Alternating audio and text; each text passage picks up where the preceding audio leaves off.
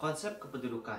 Sebelum berbicara mengenai konsep kependudukan, kita perlu mengetahui apa yang dimaksud dengan penduduk. Penduduk merupakan sekelompok manusia yang menempati suatu wilayah dengan kurun waktu yang relatif lama, berturut-turut, bahkan bisa menetap di wilayah tersebut. Sedangkan konsep kependudukan berkaitan dengan jumlah, struktur, pertumbuhan, persebaran, kualitas, tentunya menyangkut beberapa aspek seperti politik, ekonomi, sosial budaya, agama, dan lingkungan. Dengan kata lain, konsep kependudukan merupakan ilmu yang mempelajari suatu dinamika kependudukan manusia. Konsep kependudukan sering dikaitkan dengan konsep demografi. Dalam hal ini, tentunya ada yang sepakat bahwa konsep kependudukan dan konsep demografi itu sama.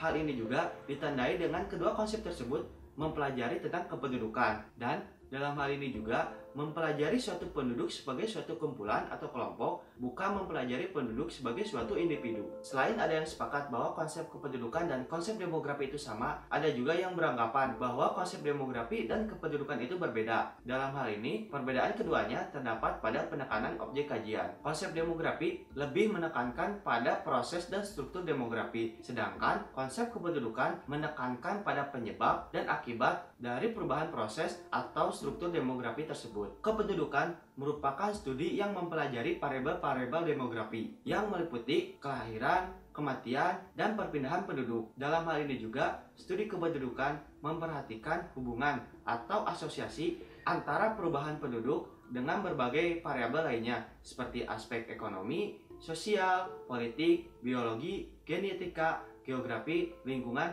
dan lain sebagainya. Aspek ini juga disebut aspek non-demografi. Berbicara soal konsep kependudukan dan demografi, tentunya tidak terlepas dengan tiga komponen terpenting, yaitu fertilitas atau kelahiran, moralitas atau kematian, dan migrasi atau perpindahan penduduk. Nah, migrasi ini juga banyak berbagai macamnya, seperti migrasi masuk dan keluar, migrasi internasional, yaitu perpindahan penduduk dari negara satu ke negara lain. Ada transmigrasi, yaitu perpindahan penduduk dari suatu daerah untuk menetap di daerah lain. Dan urbanisasi, yaitu perpindahan penduduk dari desa ke kota. Dan masih banyak lagi.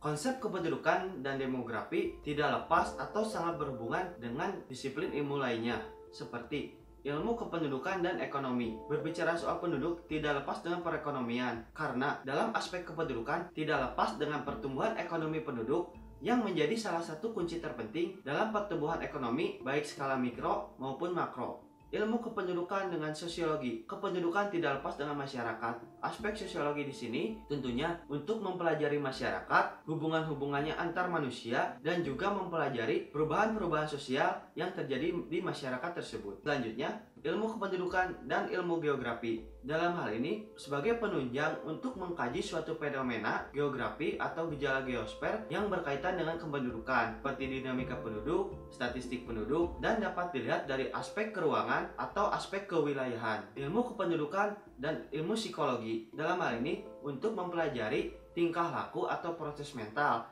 yang berkaitan dengan suatu kependudukan. Ilmu kependudukan dan ilmu politik. Permasalahan kependudukan tidak lepas dengan permasalahan politik, terutama dalam dinamika pengambilan suatu kebijakan di masyarakat. Dan dengan disiplin ilmu terakhir, ilmu kependudukan dan ilmu kesehatan. Kependudukan tidak lepas dengan aspek kesehatan, karena kesehatan menentukan persebaran, dinamika, dan kualitas penduduk. Kualitas fasilitas kesehatan juga tentunya akan mempengaruhi tingkat kelahiran dan kematian dalam studi kependudukan.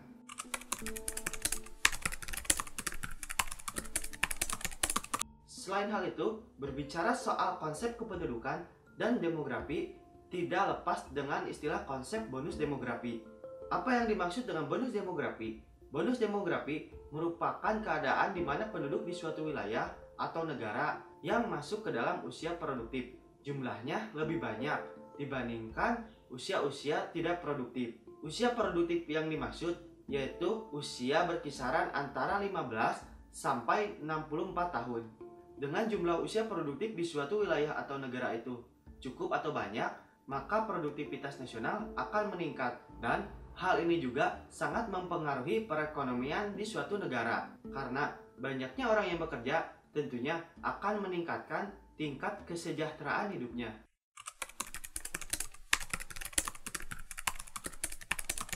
Negara Indonesia sangat berpeluang besar untuk mendapatkan bonus demografi. Hal ini dapat dilihat dari jumlah populasi masyarakat Indonesia yang sangat banyak, khususnya populasi manusia yang mulai atau sudah masuk ke dalam usia produktif. Dengan jumlah usia produktif yang sangat banyak ini, untuk mencapai suatu bonus demografi, tentunya ada beberapa hal yang harus diperhatikan oleh pemerintah atau negara. Sebelum mencapai suatu bonus demografi, sebaiknya membuka atau menyediakan lapangan pekerjaan sebanyak-banyaknya. Karena dengan hadirnya lapangan pekerjaan sebanyak-banyaknya ini, maka usia-usia produktif ini akan bekerja dan tidak terbuang sia-sia. Hal yang harus diperhatikan selanjutnya adalah mengendalikan populasi, yakni mengendalikan angka kelahiran dan angka kematian. Selanjutnya yaitu memperhatikan faktor pendidikan. Karena untuk mencapai suatu bonus demografi, tentu harus tersedianya sumber daya manusia yang berkualitas dan berkompeten. Untuk terciptanya sumber daya manusia yang berkualitas dan berkompeten, tentunya hal ini juga harus dibarengi dengan pemberian dan tersedianya fasilitas-fasilitas pendidikan yang layak dan berkualitas. Bonus demografi dalam konsep kependudukan tentunya akan menjadi suatu peluang yang sangat menjanjikan bagi negara atau suatu wilayah dengan hadirnya usia-usia produktif ini.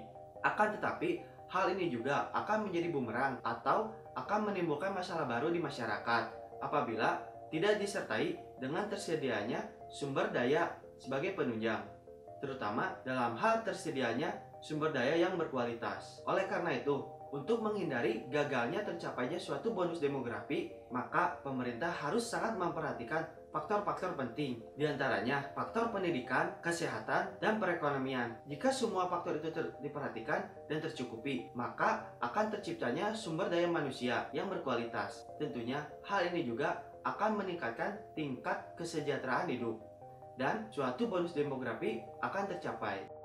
Yap, demikian pembahasan singkat dari saya. Mohon maaf bila masih adanya salah materi.